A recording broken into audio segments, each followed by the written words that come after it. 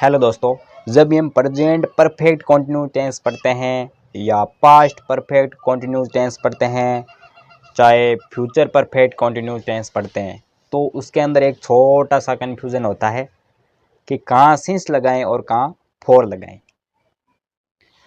तो देखते हैं कि अगर कोई टाइम फिक्स है, फिक्स टाइम और पॉइंट ऑफ टाइम यानी कोई टाइम फिक्स है तो उसके साथ में सिंस आता है, और not fix time period of time उसके साथ में फॉर आता है। यानी fix time since, not fix time for. कैसे?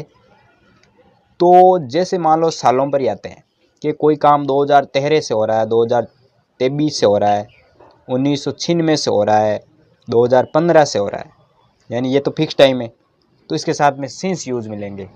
और 2 सालों से हो रहा है, 5 सालों से हो रहा है, पता नहीं चल रहा कौन से साल है, कौन से भी हो सकते हैं, तो फॉर आएगा। महीनों की बात करते हैं, जनवरी से हो रहा है, फरवरी से हो रहा है, मार्च से हो रहा है, अप्रैल से हो रहा है या दिसंबर से हो रहा है, ये तो फिक्स है महीने, तो सिंस। और 2 महीने से हो रहा है, 5 महीने से हो रहा है, 6 महीने से हो रहा है, फिक्स नहीं है, तो फॉर।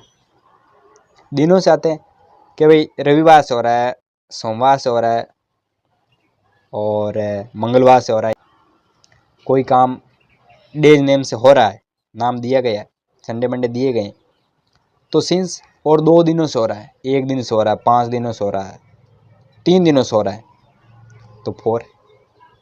और टाइम है कि 3:15 से काम हो रहा है, 3:15 से हो रहा है, 6:30 से हो रहा है, 5:13 से हो रहा है, 10:39 से हो रहा है, तो टाइम फिक्स है, तो सिंस।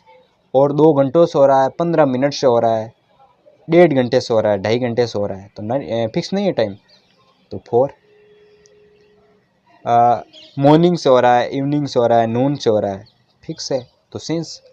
और कोई ऐसे ही मतलब अंदाज़ा लगा के बोल रहा है कि इतनी देर से हो रहा है कोई काम, थोड़ी देर से हो रहा है, फिक्स नहीं है, तो फॉर।